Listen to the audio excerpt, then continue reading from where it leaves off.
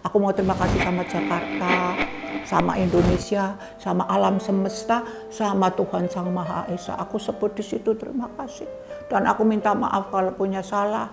Dan aku tidak akan menganggap kesalahan siapapun akan saya lupakan. Saya bukan orang pinter, saya bukan orang yang bijaksana atau apa. Jadi ya cuman ini yang bisa saya kerjakan. Belum ada yang terbesar, karena aku masih mengagumi orang-orang lain yang lebih banyak, lebih bagus, lebih besar.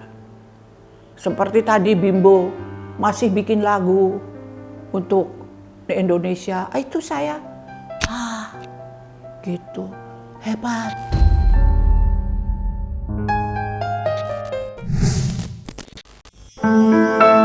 Kepergian penyanyi legendaris Titiek Puspa memang meninggalkan duka mendalam yang masih terasa berat bagi seluruh insan pecinta panggung hiburan tanah air. Bagaimana tidak, lebih dari setengah abad sudah karya-karya almarhumah Titiek Puspa menghibur bangsa Indonesia. Mulai dari kebolehannya beradu peran dalam sederet film-film legendaris hingga suara merdunya ketika melantunkan lagu-lagu yang kerap kali disebut salah satu karya terbaik Indonesia sepanjang masa. Iya, selama 87 tahun umur hidupnya, begitu banyak prestasi cemerlang yang ia lukiskan. Eyang Titiek Puspa, begitu ia biasa disapa selama hidupnya, sempat ditemui secara eksklusif oleh tim Cumi-Cumi. Kala itu, ia pun bercerita panjang tentang puncak karirnya. Hebatnya, semua itu dipersembahkan oleh almarhumah Titiek Puspa terhadap keluarganya tercinta. Aku disayang sama Tuhan. Tuhan kesayangan saya, Tuhan kekasih saya, Tuhan mengasihi saya. Karena saya merasa hidup itu disayang Tuhan, maka saya damai di bumi. Damai di bumi, damai di hati.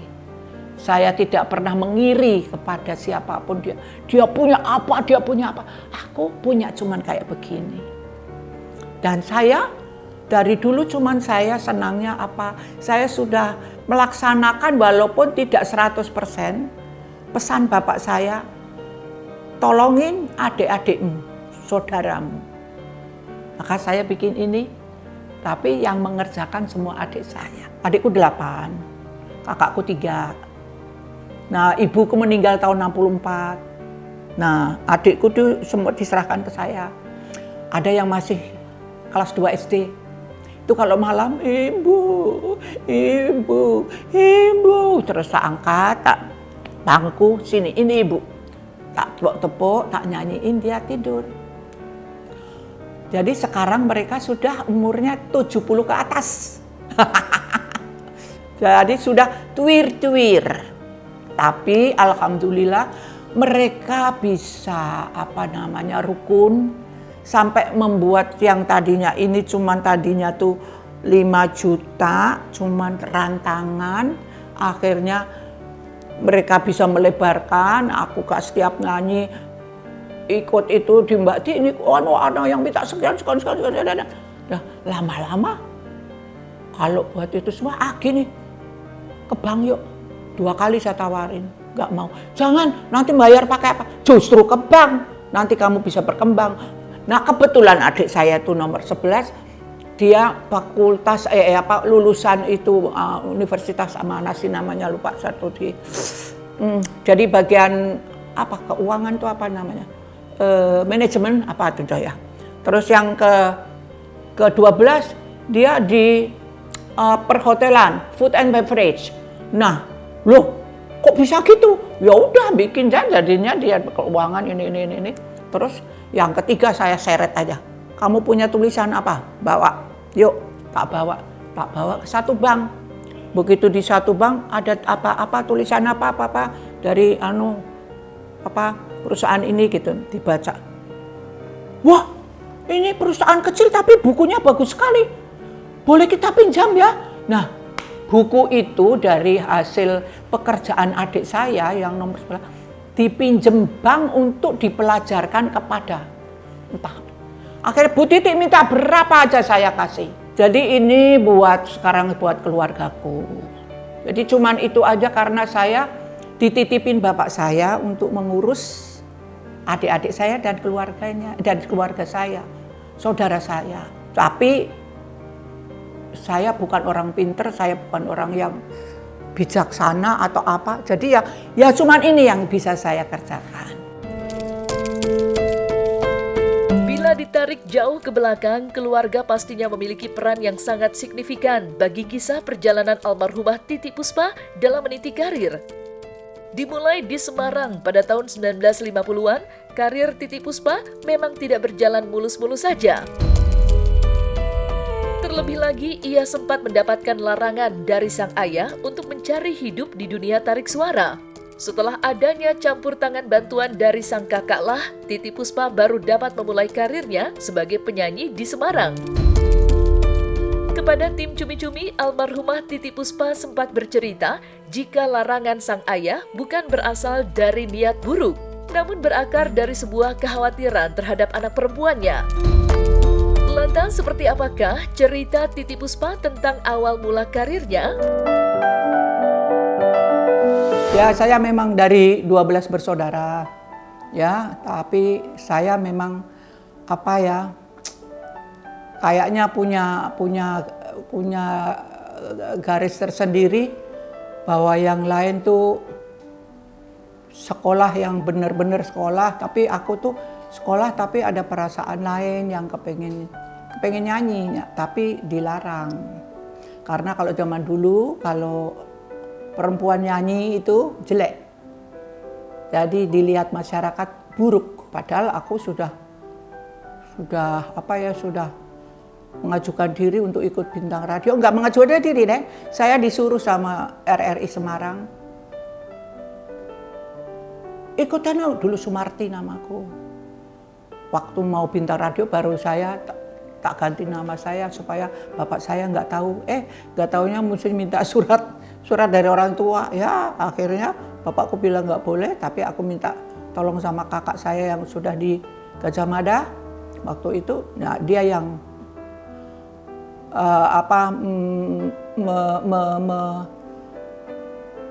menjadikan saya bisa nyanyi. Dulu saya disuruh ikut kor, yang jadi prima donanya nggak mau. Kalau kor tuh diatur nyanyinya, saya nggak mau. Jadi saya seneng yang solo. Jadi bintang pelajar. Jadi bintang pelajar saya di sekolah dijadiin yang mewakili sekolahan. Aku nomor 1. Bintang daerah, aku ikut nomor 1. Terus dipanggil RRI Semarang. Aku waktu itu ada di Semarang. Nah, terus nyanyi di Semarang, jadi penyanyi gitu. Kalau habis nyanyi dikasih amplop, aduh senengnya. Dulu amplop isinya berapa nggak ngerti. Pokoknya mau bikin baju, beli bahan 2 meter setengah, dibikin. Yang itu bahannya aja yang kukur-kutuk kunyuk, yang selemet gitu deh. Bukan yang wow gitu. Enggak, jadi ya udah. Gitu, ya itu jadi seneng aku di situ. Saya itu dari dulu seneng baju, dari dulu. Tapi ya artinya saya kan orang tidak punya. Jadi aku sekolah di Semarang waktu itu karena udah ngungsi ya, ibuku masih di daerah gitu, di Temanggung, Keranggan. Duit buat jajan, tak beliin itu, baju. Sampai aku sakit beri-beri, kurang makan.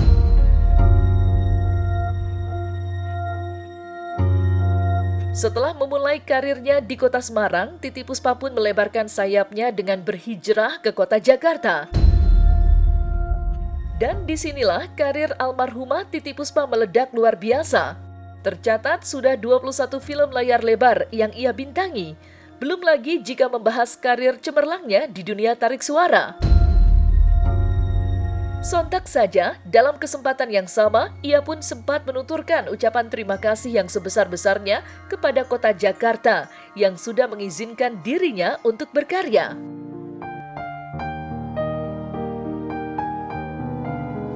Aku udah numpang Jakarta 60 sekian tahun loh. Aku kan dari tahun 59 pindah Jakarta. 54 baru bintang radio dulu dari Semarang ke sini. Nah, Tapi 59 aku langsung tinggal di Jakarta sampai sekarang. Jadi aku begitu dipanggil terus aku mau minta terima kasih di atas panggung manusia seambra-ambra. Aku udah assalamualaikum, salam, om swastiastu, namo buddhaya, salam sejahtera, rahayu rahayu. Hormat, cinta, dan doa bagi Anda semua. Aku terima kasih, terima kasih. Tahu nggak, aku kepengen terima kasih. Aku tuh di Jakarta tuh sudah 60 sekian tahun. Aku mau terima kasih sama Jakarta, sama Indonesia, sama alam semesta, sama Tuhan Sang Maha Esa. Aku sebut di situ terima kasih. Dan aku minta maaf kalau punya salah.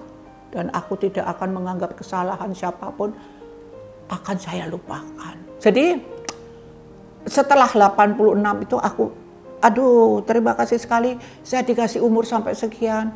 Mudah-mudahan saya masih, kalau masih berguna kasih saya tenaga dan pikiran, saya bisa berbuat untuk yang harus saya kerjakan.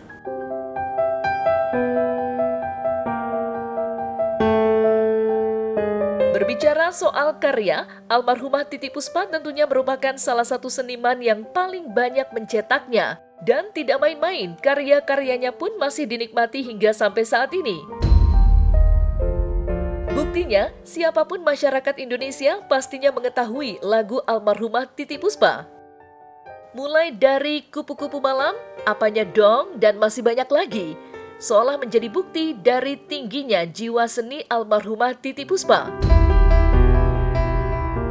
Namun almarhumah tidak pernah sekalipun mengagung-agungkan karyanya sendiri, justru ia lebih banyak mengapresiasi karya seni orang lain. Kalau saya nggak bisa menghargai, melihat lagu saya sendiri, Anda aja situ terserah yang mana yang mau suka. Tapi ya itu jadinya begitu. Tapi saya itu lebih banyak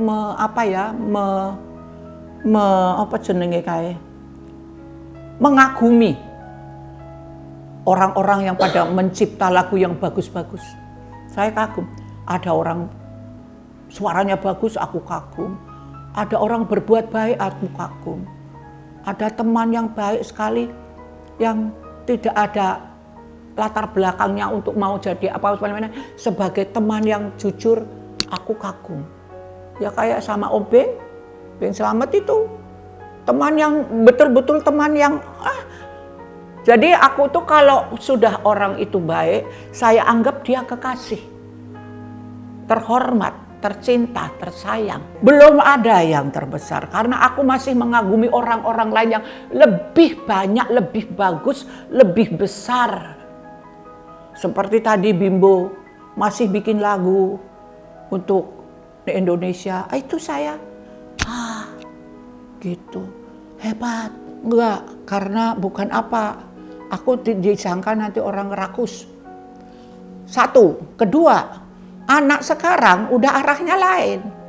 Lagu kita tuh nggak cocok. Ya artinya yamboh ya, yamboh. Nggak ngerti ya.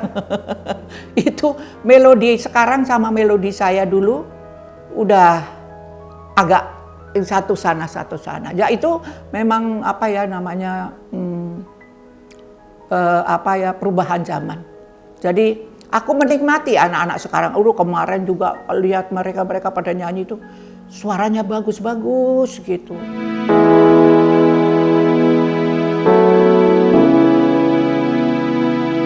Sungguh tak terhitung memang karya-karya dan dedikasi tinggi almarhumah Titi Puspa untuk kemajuan dunia seni Indonesia. Baik itu lewat lagu-lagu yang ia bawakan maupun yang ia ciptakan. Baik itu lewat lagu-lagu yang ia bawakan maupun yang ia ciptakan. Belum lagi karya-karyanya yang tampil di layar lebar. Tak dapat dipungkiri memang, kini bangsa Indonesia telah kehilangan salah satu bintangnya yang paling terang. Selamat jalan Eyang Titi Puspa. Terima kasih atas karya-karya ciptaanmu yang sudah menghibur jutaan anak bangsa. Manage your life as good as possible. Minta bimbingan Tuhan, tuntunlah hamba supaya hamba bisa berjalan di jalan seperti yang Tuhan kehendaki. Itu kalau percaya sama di sana tidak akan ada yang ngebully, tempelengan, sampai korupsi. Nuwun sewu, maaf. Panjenengan ingkang sami korupsi. Yang namanya surga tidak mau menerima Anda kelak. Neraka buka lebar-lebar. Mau ke sana. Sekarang waktunya Tuhan selalu memberikan apa doa Anda. Mohon ampun, dikasih. Ayo, yang terhormat, yang tercinta, yang ingin kaya sendiri lupakan. Apa mau dibawa sampai mati? Di kuburan nanti dibawa? No kan? Yuk, bahwa di sekitar Anda masih banyak orang yang kekurangan. Sedangkan dia punya hak tinggal di negara ini. Yuk, gak usah pikir panjang. Mohon petunjuk Tuhan supaya Anda bisa jalan di jalan yang dimuliakan dan rakyat seluruh Indonesia akan berdoa untuk Anda semua. I love you, thank you, sampai jumpa di lain kesempatan. Maafkan segala dosanya orang tua, banyak ngomong, banyak cerewet, tapi aku cinta kepadamu karena aku cinta negeriku.